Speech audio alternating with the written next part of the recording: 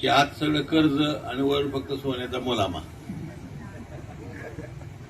त्यामुळे ह्या सर्व मंडळीनं उचलली जी किट लावली टाळायला, त्याच्या मागचे आमचे किती जवळजवळ 40-50 वर्षाचे कष्ट कोणी बघितलेले नाहीत.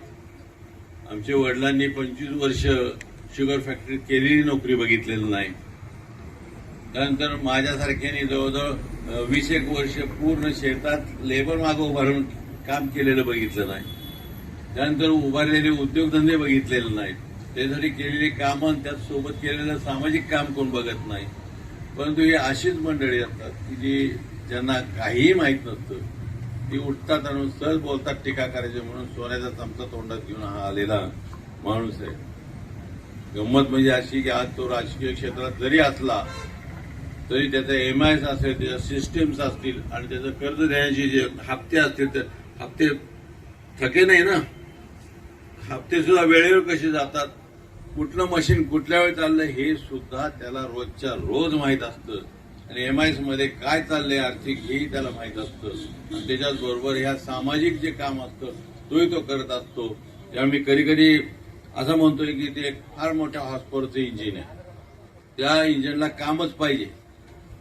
काम नाही दिलं तर ते हॉर्सपॉवरचं इंजिन काय करेल मला माहित नाही. त्यामुळे सतत ते कामात राहिलं पाहिजे.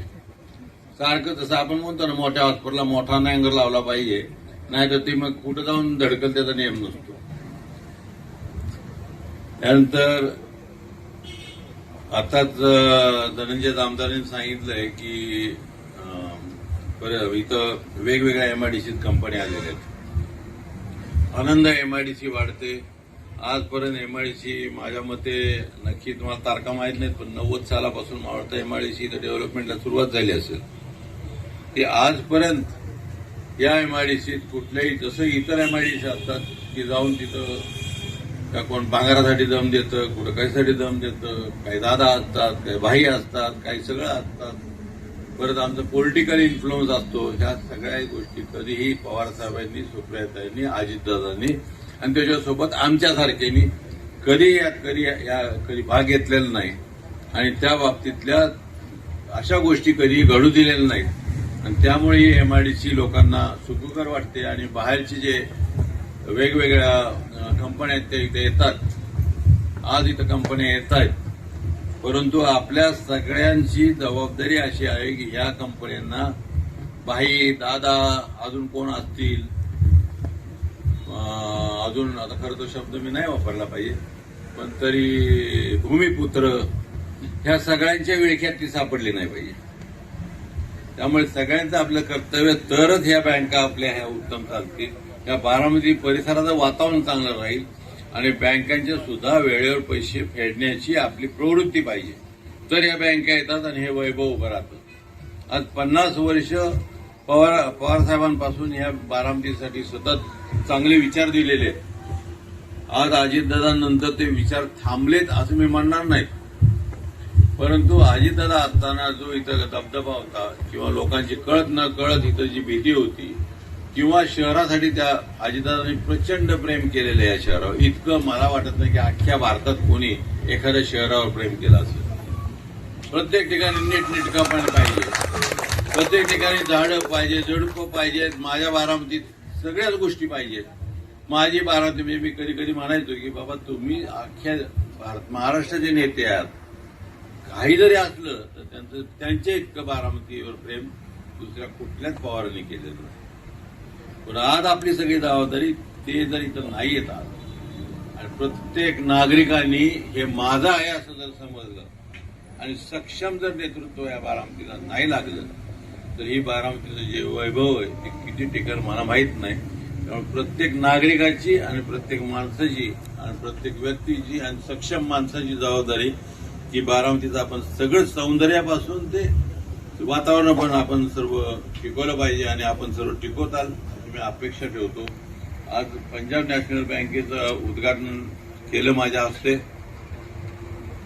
मला रोहितदादांनी आवर्जून सांगितले, त्यांनी उपोषणाच्या आधी मला सांगितले मला काही जमणार नाही, मी उपोषणाला बसणार आहे, पण तुम्ही तिथे जावा आणि या बँकेचं उद्घाटन आज करा. आणि त्यासाठी खरं मी आलोय, कारण माझा बँकेशी खूप कमी संबंध अलीकडे असतो.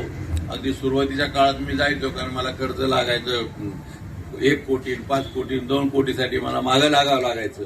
पण मला वाटतं आता 600 कोटीला सुद्धा आज बँकेचा विश्वास असल्यामुळे सहज ती कर्ज देते आणि कर्ज फेडलं जातं. आपल्या समोर जे आता वातावरण आहे एक फार मोठं दुष्काळाचं वातावरण आहे. नक्की अजून कोण प्रेरित करू शकत नाही की काय परिस्थिती होणार आहे. बऱ्याच वेळा त्या व्हॉट्सअपवर ह्याच्यावर भीतीदायक सुद्धा काही गोष्टी खऱ्या सुद्धा सांगतात, खोट्या सुद्धा सांगतात. परंतु एकंदरीत एक वातावरण आहे की एल निनो सारखा जो भारतावर जो परिणाम करणारा, मान्सूनवर परिणाम करणारा घटक जो ऍक्टिव्ह झालेला आहे आणि त्याच्यामुळे कदाचित पाऊस किती पडेल का पडणार नाही हे माहीत नाही. आणि कारण काही जण म्हणतात 150 वर्षात दुष्काळ पडला नाही, एवढा मोठा पडणार आहे. काही असो, याला सामोरं जाणं हे आपलं काम आहे. मनुष्यजात आज हजारो लाखो वर्ष प्रत्येक ह्याला निसर्गाच्या आपत्तीला सामोरं जात आलेली आहे आणि आपल्याला त्याला जावंच लागेल. आपले धंदे सांभाळा, आपली शेतीवाडी सांभाळा, 4 पैसे कसे कमी वापरायचे ते बघा, पाणी कसं वाचवायचं ते बघा. आणि मला वाटतं एल निनो सारखा जरी एखादा वर्ष जरी झालं तर पुढच्या वर्षी आपल्याला परत चांगले दिवस येतील. आणि आपण अशी प्रार्थना करू की हे एल निनो आपल्याला तेवढा त्रासदायक होणार नाही असं समजू. आपल्या सर्व नागरिकांचं काम आहे. मला इथं बोलण्याची संधी दिली, मी जास्ती काही बोलत नाही.